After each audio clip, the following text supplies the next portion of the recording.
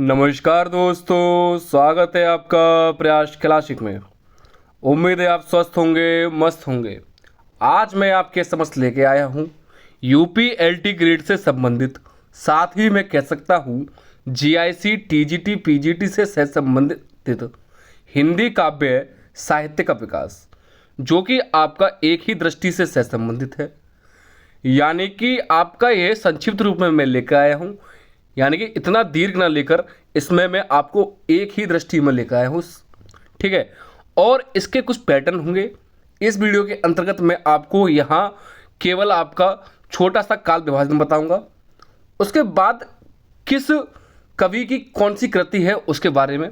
उसके बाद आएंगे आपके एमसीक्यू प्रश्न, अर्थात बहुविकल्पी प्रश्न। यानी कि यह जो आपका हिंदी काव्य साहित्य है, यह आपको लगभग 3 वीडियो में देखने को मिलेगा। इस वीडियो में आपको छोटा सा काल विभाजन देखने को मिलता है, और यह जरूरी नहीं है यह आपका यूपी एलटी ग्रेड के साथ और किसी के लिए महत्वपूर्ण ना हो। यह यूपी पुलिस या कह सकता हूँ एसएससी परीक्षाओं के लिए, किसी प्रकार की एसएससी परीक्षा या एमटीएस या दिल्ली पुलिस या एमपी पुलिस या बिहार की कोई भी परीक्षा के लिए महत्वपूर्ण है। आप कह सकते हो बीपीएससी से काफ़ी महत्वपूर्ण रहेगा। तो देखिए क्या कहता है आपको हिंदी काव्य साहित्य का विकास एक ही दृष्टि में। आप बस हमारे साथ शुरू से लेके एंड तक वीडियो बने रहिएगा। ठीक है। यहाँ से आपके लगभग मैं कह सकता हूँ लगभग 5 से 6 नंबर एकदम कंफर्म हो जाएंगे। 5 से 6 नंबर एकदम कंफर्म है। ठीक है। आगे देखिए क्या कहता है आपका हिंदी काव्य साहित्य का काल विभाजन। पाठ्य पुस्तक काव्यांजलि पर आधारित विविध कालों के प्रतिनिधि कवि एवं उनकी प्रमुख कृतियाँ। यानी कि काव्यांजलि एक पाठ्य पुस्तक है, उस पर आधारित विविध कालों के प्रतिनिधि कवि एवं उनकी कृतियाँ के बारे में वर्णन किया गया है। ठीक है। यहाँ देखिएगा यह आपका हर बुक में अलग अलग मिलेगा। ठीक है। हर जगह अलग मिलता है, लेकिन काफ़ी बार इसकी शताब्दी पूछ देता है, किस शताब्दी से, 7वीं से या 8वीं से, वो बात अलग है, लेकिन हर जगह ये अलग अलग मिलता है। यहाँ मैंने एक साइड को जो डिवाइडेशन किया है, एक साइड काल, एक साइड समय। अब इसको जो काल को मैंने डिवाइडेशन किया है वो लगभग 4 काल में डिवाइडेशन किया गया है। हालांकि आधुनिक काल में और सारे काल भी आते हैं। भारतेंदु युग, द्विवेदी युग, छायावादी युग, ये सारे ही आपके आधुनिक काल के अंतर्गत देखने को मिलते हैं। अब बात आती है कि आदिकाल, और आदिकाल को ही हम वीरगाथा काल के नाम से परिचित हैं। अब क्वेश्चन यहाँ ऐसे बनता है कि आदिकाल को हम किस नाम से परिचित हैं? आपके वीरगाथा काल से, या वीरगाथा काल को हम और किस नाम से जानते हैं? आदिकाल के नाम से भी जानते हैं। अब इसका टाइम पीरियड है आपका सन 743 ईस्वी से लेकर 1343 ईस्वी तक। यह आपका एक एनसीईआरटी मुद्दे पर आधारित है। यानी कि अगर आप प्राइवेटाइजेशन किताब को देखोगे, हर बुक में अलग मिलेगा, गूगल पर अलग मिलेगा, लेकिन यहाँ आपकी जो डेट है वो शताब्दी में अंदर पूछी जाती है, ना कि कोई डेट। यहाँ कभी इस प्रकार से नहीं पूछता कि 743 थी या 40 थी। ठीक है। यह पूछेगा कि 7वीं शताब्दी या 8वीं शताब्दी, इस प्रकार से। ठीक है। तो वहाँ आप उत्तर आराम से दे सकते हो। सेकंड है आपका पूर्व मध्यकाल। इसी को हम भक्ति काल के नाम से परिचित है, और यह है आपकी 1343 ईस्वी से लेकर 1643 ईस्वी तक देखने को मिलती है। उसके बाद उत्तर मध्यकाल, इसको हम रीतिकाल के नाम से भी जानते हैं। यह है आपकी 1643 से लेकर 1843 तक देखने को मिलती है।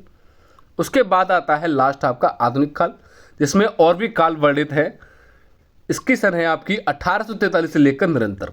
यानी कि 1843 से लेकर 1918, 1918 से लेकर 1938, फिर 1947, यानी कि ये कॉन्टिन्यूसली, यानी कि लगातार आपकी संभवतः ये वर्तमान काल तक चली हुई आती है। इस प्रकार से ये प्रतीत हो रही है। ठीक है। अब यहाँ से क्वेश्चन किस प्रकार से बनने का देखने को मिलेगा आपका कि निम्नलिखित में से रीतिकाल संबंध रखता है आदिकाल से, उत्तर मध्यकाल से, या पूर्व मध्यकाल से, या आधुनिक काल से। तो आपको क्या लगाना है वहाँ? आपको उत्तर मध्यकाल। इस प्रकार से क्वेश्चन देखने को मिलेगा। या कह सकता हूँ कि पूर्व मध्यकाल किस काल से संबंध रखता है? भक्ति काल, रीतिकाल, वीरगाथा काल, या भारतेंदु युग भी बोल सकता है। तो सिंपल है, वो आपका भक्ति काल से संबंध रखता है। इस प्रकार से यह कह सकता है कि आधुनिक काल की जो आपकी जो शताब्दियाँ है वो किस शताब्दी में है? तो वो आपकी 1900 शताब्दी में शुरू हुई है। ठीक है। इस प्रकार से आप कह सकते हो। आगे देखिएगा ये काफ़ी महत्वपूर्ण है। यहाँ से आपको हर परीक्षा में 1 से 2 नंबर का 100% देखने को मिलता है। LT ग्रेड वाले के लिए काफ़ी, यानी कि यूपी LT ग्रेड वाले के लिए तो काफ़ी महत्वपूर्ण वीडियो रहेगी ये यूपी LT ग्रेड। साथ ही मैं कह सकता हूँ GIC वाले बच्चे और TGT और जो PGT वाले बच्चे हैं उनके लिए तो काफ़ी लाभदायक ही वीडियो रहेगी। हिंदी साहित्य से बहुत ही महत्वपूर्ण है। जैसा कि आपको पता है LT ग्रेड की परीक्षाएं आपकी 6 दिसंबर, 7 दिसंबर और 21 दिसंबर को होना सुनिश्चित हुई है, जिसमें से आपको 6 दिसंबर को आपकी हिंदी की परीक्षाएं होनी है। ठीक है, आगे देखिएगा अब क्या आता है। अब देखो यहाँ मैं एक बहुत ही बेहतरीन डिस्क्रिप्शन लेकर आया हूँ जो छोटे शब्दों में आपको जो कवि और रचना है वो आराम से आपको एक्सप्लेन कर दे, यानी कि वर्णित कर दे कि किस प्रकार से किस काल में किस कवि की क्या क्या रचना है। छोटा सा रूप लेकर आया हूँ, वो देखिएगा आप। ये है आपका खंड खा, जैसा कि आप लोग देखते हो खंड खा, यहाँ लिखा हुआ विभिन्न कालों के प्रसिद्ध कवि एवं उनकी रचनाएं। ठीक है, आगे देखिएगा। ये छोटी छोटी सी चीज़ें बच्चे अक्सर क्या कर देते हैं, इसको स्किप कर देते हैं, छोड़ दिया करते हैं, लेकिन हमको यह नहीं करनी। यहाँ से काफ़ी प्रश्न बनते हैं और यह आपके प्रश्न हर परीक्षा में देखने को मिलते हैं। ठीक है, यदि आपने हमारी वीडियो को अभी तक सब्सक्राइब नहीं किया है तो एक बार आप लोग सब्सक्राइब अवश्य कर दें। और यदि कोई LT ग्रेड या अन्य कोई ऑल वनडे एग्जाम की परीक्षा की तैयारी कर रहा है उसे आप लोग शेयर अवश्य कर दें और लाइक करना ना भूलें। ठीक है, एक बार कमेंट में जय श्री राम अवश्य लिख दें। ठीक है, आगे देखिएगा क्या कहता है। पहला काल जैसा कि आपको परिचित है, अभी ऊपर बताया था कि क्या है आपका आदिकाल। आदिकाल के प्रमुख कवि हैं, हालांकि बहुत सारे कवि हैं, लेकिन मैंने कुछ चुनिंदा कवि जो काफ़ी बार हर परीक्षा में देखने को मिलते हैं, केवल वही देखने को लेकर आया हूँ। फर्स्ट है आपके चंद्रवरदाई। इन्होंने क्या लिखा था आपका, पृथ्वीराज रासो। क्या, पृथ्वीराज रासो चंद्रवरदाई। अब बात यह आती है, यानी कि पृथ्वीराज चौहान तृतीय के बारे में किसने लिखा है, चंद्रवरदाई ने लिखा है, जो कि आपके पृथ्वीराज चौहान तृतीय के मित्र थे। साथ ही अब मैं आपके लिए क्वेश्चन लेकर आया हूं इसी के साथ, यानी कि आपने काफ़ी देखा है कि चंद्रवरदाई ने पृथ्वीराज रासो की रचना की है, तो एक बात यदि आपने देखा होगा कि पृथ्वीराज चौहान तृतीय के साथ ही आपके चंद्रवरदाई की मृत्यु हो गई थी या शहीद हो गए थे आपके। ठीक है, तो अब बात ये आती है कि पृथ्वीराज रासो को पूरा किसने किया, यानी कि इन्होंने तो आपका लिखा था चंद्रवरदाई ने पृथ्वीराज रासो, लेकिन इनकी भी मृत्यु यानी कि ये भी शहीद हो गए थे आपके। तो इसको संपूर्ण रूप से किसने पूरा किया था, यह मैं पूछना चाह रहा हूं। तो आप मुझे कमेंट में अवश्य बताएं। अगला प्रश्न आता है आपका नरपति नला। यह लिखा है आपका बीसल देव जी ने, बीसल देव रासो उनकी है। नेक्स्ट है दलपति विजय, काफ़ी महत्वपूर्ण है, यह है आपकी कुम्हार या कुम्हान रासो। ये वेरी वेरी इंपॉर्टेंट परिभाषा वो है कृति। दलपति विजय की कौन सी है, कुम्हार या कुम्हान रासो।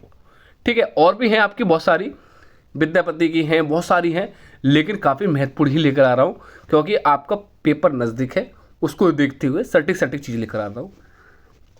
अगला प्रश्न देखिएगा भक्ति काल की।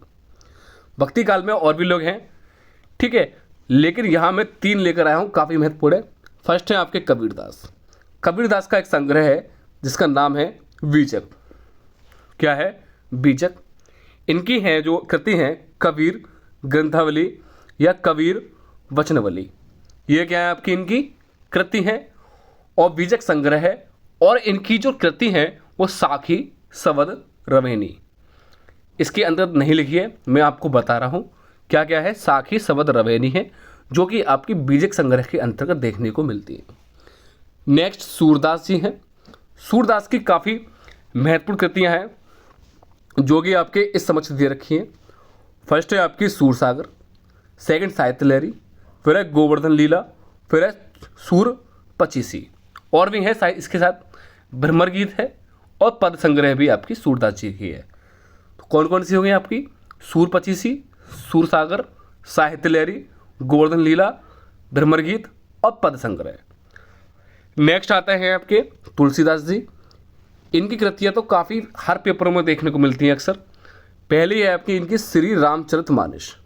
कौन सी, श्री रामचरितमानस, काफ़ी महत्वपूर्ण है। फिर है विनय पत्रिका, फिर है जानकी मंगल, पार्वती मंगल, दोहावली, गीतावली।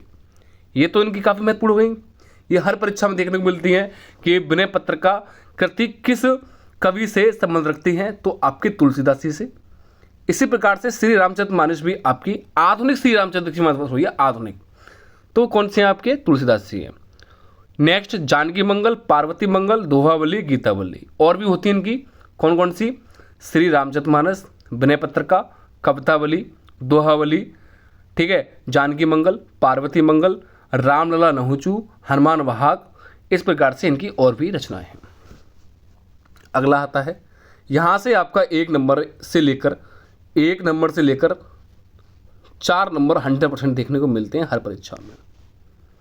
अगला रीतिकाल, देखिएगा रीतिकाल के पहले ही कवि महत्वपूर्ण है।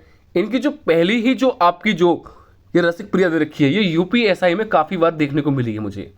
यूपीएसआई और एसएससी परीक्षा में काफ़ी बार देखने को मिलती है, लेकिन बच्चे इसको स्किप कर देते हैं। तो इनकी है आपकी रसिक प्रिया, सेकंड है आपकी कवि प्रिया, फिर है नक्सिक। बिहारी जी की है बिहारी सतसई, भूषण जी की है शिवराज भूषण, शिवा बावनी, छत्रसाल दशक, ये भूषण जी की हैं। और ये सारे ही कवि आपके रीतिकाल से संबंध रखते हैं। अगला आता है आपका आधुनिक काल। आधुनिक काल में आपके आते हैं पहले अयोध्या सिंह उपाध्याय हरिऔध। एक बार पेपर में काफ़ी बार देखने को मिला है कि अयोध्या सिंह उपाध्याय हरिऔध का संपूर्ण नाम क्या था, हरिऔध का, तो इनका क्या है? अयोध्या सिंह उपाध्याय हरिऔध, ठीक है। इनकी हैं प्रिय प्रवास, रसकलास और पद प्रश्न। नेक्स्ट मैथिली षटगुप्त, साकेत, जयद्रथ, वध, यशोधरा, और भी हैं मैथिली षटगुप्त की आपकी द्वापर है, सिद्धराज है, अनद है, ये सारी ही आपकी मैथिली षट से संबंध रखते हैं। आधुनिक काल में और भी आते हैं पहले भारतेंदु हरिश्चंद्र, जिसको हम कहते हैं भारतेंदु युग से संबंध रखते हैं, जिसमें आपके भारतेंदु युग में भारतेंदु हरिश्चंद्र की रचनाएं कौन कौन सी हैं?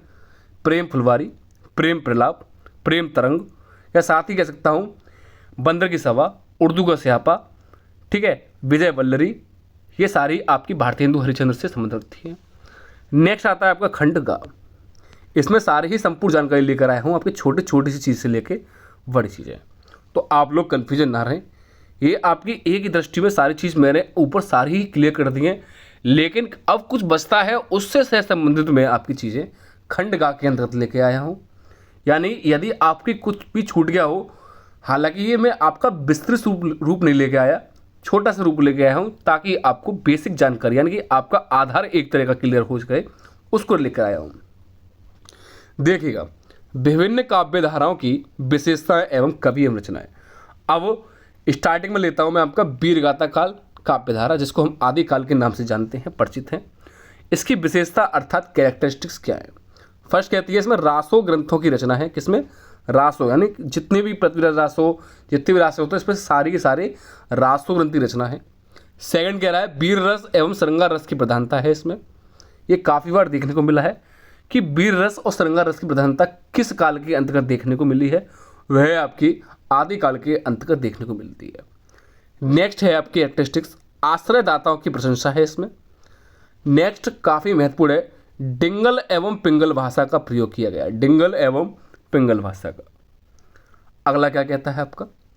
प्रबंध एवं मुक्तक दोनों प्रकार की रचना है इसके अंतर्गत। अब आते हैं इसके कवि। पहले हैं चंद्रवरदाई, जैसे कि मैंने आपको बताया था ऊपर। इनकी है कौन सी? पृथ्वीराज रासो, ये काफ़ी महत्वपूर्ण है चंद्रवरदाई की। अगली है इनकी विद्यापति, ये काफ़ी बार देखने को मिलते हैं। विद्यापति की कौन सी है आपकी? पदावली, कीर्तिलता और कीर्ति पताका, जिसमें से कीर्तिलता काफ़ी महत्वपूर्ण है, ठीक है। अगला देखिएगा क्या कहता है आपका? भक्ति काल। भक्ति काल की मैं बात करता हूँ तो आपकी जिसको हमने 2 खंडों में बांट दिया है, निर्गुण काव्य धारा, ठीक है, दूसरी सूफी काव्य धारा, और भी है सगुण काव्य धारा जो भी है, लेकिन निर्गुण काव्य धारा को भी इसने 2 भागों में बांटा है। भक्ति काल को पहला जो हमारी जो काव्य धारा है वो कौन सी? निर्गुण काव्य धारा, दूसरी है सगुण काव्य धारा, जिसमें से आप लोग दे सकते हो पहली निर्गुण काव्य धारा को हमने संत काव्य धारा में बांटा है, सेकंड इसी निर्गुण काव्य धारा को हमने सूफी काव्य धारा में विभाजित किया है। अब देखते हैं कि जिसको हम संत काव्य धारा को हम किस नाम से जानते हैं, ज्ञानश्रयी शाखा, और सूफी काव्य धारा को हम प्रेम श्राही शाखा के नाम से परिचित है।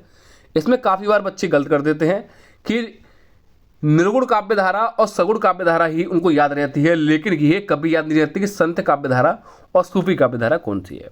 यदि ये याद भी रहती है तो वो ये इससे आपके अपरिचित रहते हैं कि ज्ञानश्रयी शाखा कौन सी है, तो वो कह देते हैं ये तो आपकी सगुण काव्य धारा है। ऐसा नहीं है, आप लोग देख सकते हो ज्ञानश्रयी शाखा को ही हम संत काव्य धारा कहते हैं, साथ ही प्रेम श्रयी शाखा को हम सूफी काव्य धारा कहते हैं। तो भक्ति काल की निर्गुण काव्य धारा की जो विशेषता है वो क्या कहती है, आपकी निराकार परात्मा के प्रति उपासना भाव। सेकंड है ज्ञान प्राप्ति एवं गुरु को सर्वाधिक महत्व। ये एलटी ग्रेड में काफ़ी बार देखने को मिल रहा है, इसलिए मैं कह रहा हूँ। नेक्स्ट है ऊंच नीच जाति पात के भेदों की आलोचना। फिर है रहस्यवादी भावना का निरूपण। फिफ्थ पॉइंट कहता है पाखंड एवं ब्रह्मचर्यों की आलोचना। तो इसमें भक्ति काल में पहले आपके निर्गुण काव्य धारा के कवि हैं संत कबीरदास। संत कबीरदास, जैसा कि आप पता है, इनका संग्रह है बीजक, और कबीर ग्रंथावली और कबीर वचनावली इनकी कृतियां हैं। नेक्स्ट है नानक देव, इनकी है गुरु ग्रंथ साहिब। तो भक्ति काल में निर्गुण काव्य धारा के संत काव्य धारा अर्थात ज्ञानश्री शाखा के कवि संत कबीरदास और नानक देव और इनकी कृति कंप्लीट हो चुकी हैं। साथ ही सूफी काव्य धारा के पहले है कैरेक्टरिस्टिक्स, इसकी विशेषता प्रेम भावना द्वारा परमात्मा की प्राप्ति। नेक्स्ट है लौकिक प्रेम से अलौकिक प्रेम का सृजन। फिर है हिंदू संस्कृति का चित्रण। फिर है इतिवृत्तात्मक अतिशयोक्ति। फिर कहती है फारसी मसनवी पद्धति। इसमें जो आपके पहले कवि हैं काफ़ी महत्वपूर्ण देखने को मिलते हैं, जायसी, अर्थात इनका संपूर्ण नाम क्या है, मलिक मोहम्मद जायसी। क्या है, मलिक मोहम्मद जायसी। इनकी फर्स्ट कृति काफ़ी महत्वपूर्ण है, कौन सी, पद्मावत। काफ़ी बार हर परीक्षा में यूपी पुलिस से कांस्टेबल से लेके यूपी एसआई हो या दिल्ली पुलिस हो या एलटी ग्रेड, टीजीसी और टीजीटी, पीजीटी या यूपी टेट भी कह रहा हूँ मैं, यूपी टेट हो या एस टेट हो या बी टेट हो या आर टेट हो, हर परीक्षा में देखने को मिलता है कि आपका कि पद्मावत किसकी कृति है, तो वो मलिक मोहम्मद जायसी की है। साथ ही काफ़ी लोगों को ये याद रहता है कि पद्मावत तो मलिक मोहम्मद जायसी की है, लेकिन इनकी अन्य कृति याद नहीं रहती। तो इनकी अन्य कृति कौन सी है, आपकी अखरावट, आखिरी कलाम भी है। अखरावट, आखिरी कलाम और पद्मावत मलिक मोहम्मद जायसी की है। साथ ही इसमें चित्रकला भी इन्हीं की है। नेक्स्ट है उस्मान, जो कि प्रेम श्रयी शाखा अर्थात सूफी काव्य धारा के हैं, ये भी इनकी है चित्रावली। ठीक है, यह कंप्लीट हो गया। अगली आती है काव्य धारा, जैसे कि एक आपको ध्यान है, ये निर्गुण काव्य धारा कंप्लीट हो गई, जिसमें से संत काव्य धारा और सूफी काव्य धारा कंप्लीट हो चुकी है। अब आती है आपकी काव्य धाराएं, जिसमें से दूसरी है सगुण काव्य धारा, जिसको दो भागों में बांट दिया है, राम भक्ति काव्य धारा और कृष्ण भक्ति काव्य धारा। तो बहुत छोटे रूप में, बहुत संक्षिप्त रूप में बहुत बड़ी नॉलेज मिल रही है आपको इस वीडियो से।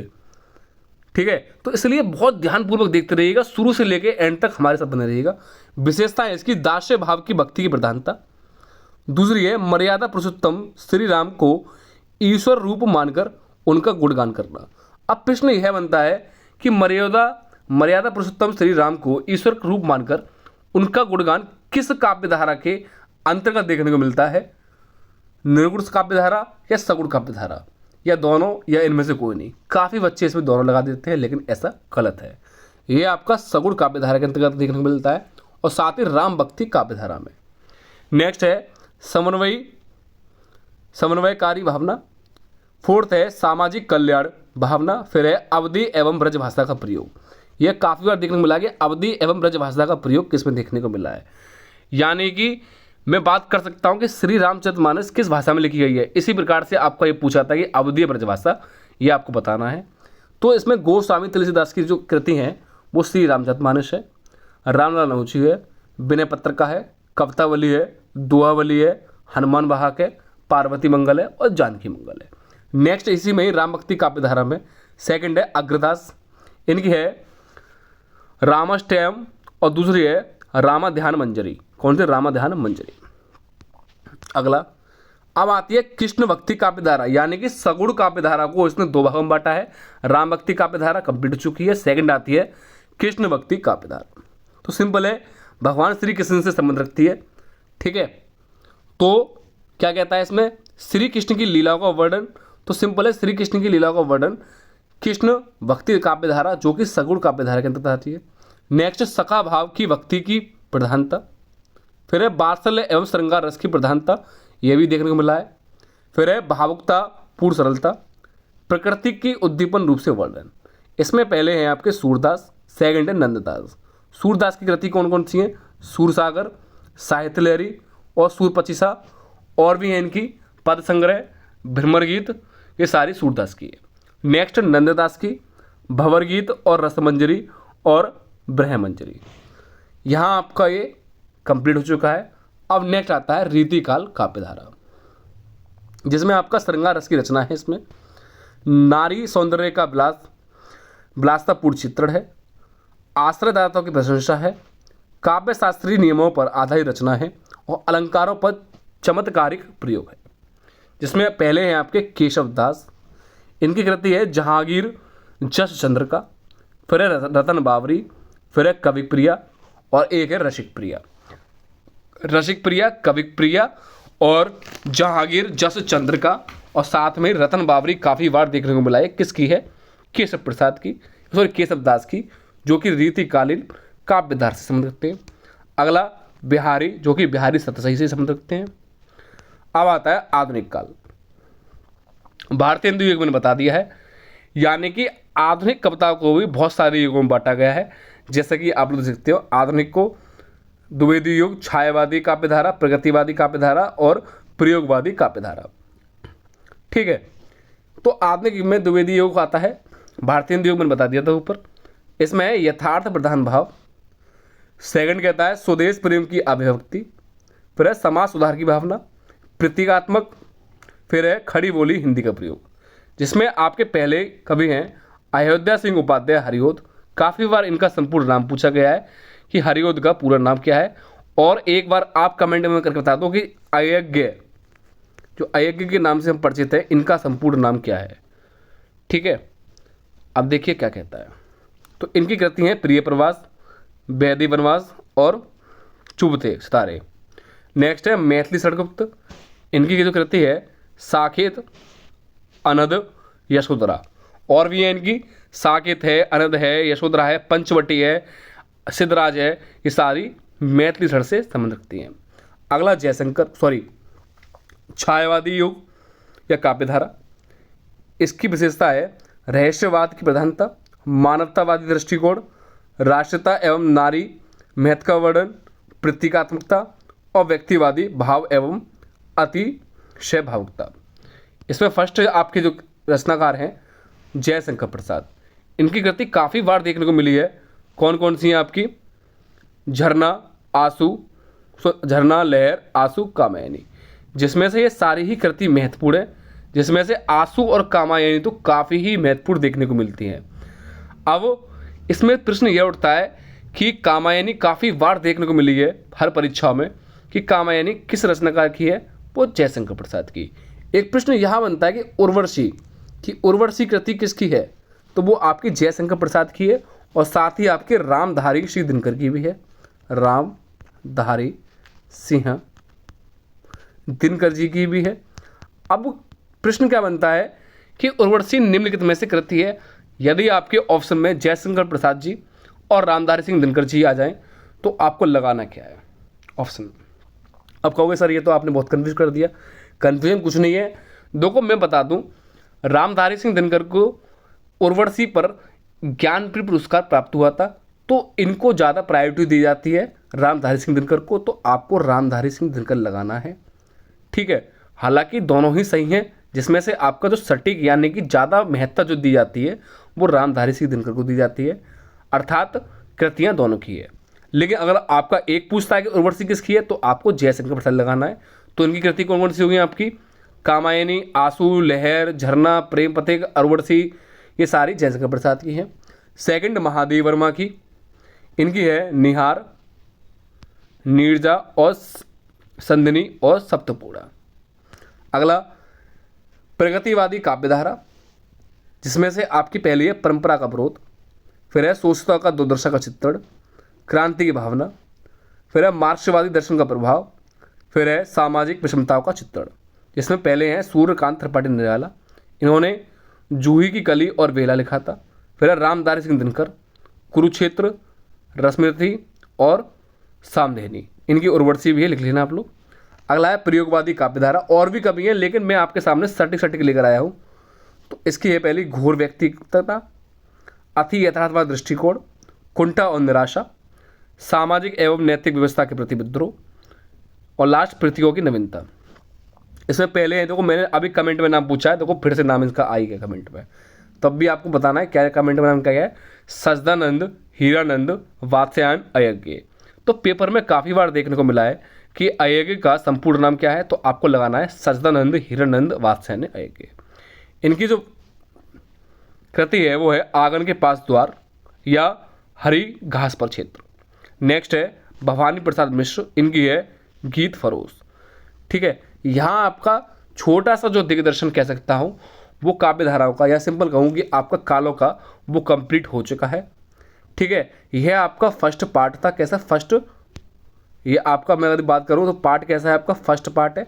सेकंड पार्ट में प्रत्येक कवि की रचना लेके आऊँगा कि किस कवि की क्या रचना है। थर्ड पार्ट में कि आपके MCQ अर्थात बहुविकल्पीय प्रश्न लेके आऊँगा। ठीक है, यदि आपको ये वीडियो अच्छी लगी है तो एक बार आप लोग इसे लाइक अवश्य कर दें, लाइक अवश्य कर दें, और शेयर भी करना ना भूलें। जो बच्चे LT ग्रेड की तैयारी कर रहे हैं, LT ग्रेड परीक्षा नज़दीक हैं, साथ ही TGT वाले बच्चों के लिए काफ़ी लाभदायक है, PGT वाले के लिए भी, और जो यूपी पुलिस है, यानी कि यूपी पुलिस से आपके कोई से संबंध करते हैं, यूपी पुलिस कांस्टेबल या UPSI, या कह सकता हूँ दिल्ली पुलिस वाले के बच्चे के लिए भी काफ़ी महत्वपूर्ण है, या SSC की परीक्षाओं के लिए भी काफ़ी महत्वपूर्ण देखने को मिलती है। ठीक है, और अभी तक आपने हमारे चैनल को सब्सक्राइब नहीं किया है तो एक बार आप लोग सब्सक्राइब अवश्य कर दें, ताकि आपको नया नोटिफिकेशन प्राप्त हो जाए। उसके साथ आप बेल आइकन अवश्य दबा दें, ताकि आपको नई वीडियो जल्द से जल्द प्राप्त हो जाए और नोटिफिकेशन के द्वारा। ठीक है, और कमेंट में जय श्री राम आप लोग अवश्य लिखते हैं, जय श्री राम अवश्य लिखते हैं। मिलते हैं नेक्स्ट वीडियो में। धन्यवाद। जय हिंद, जय भारत।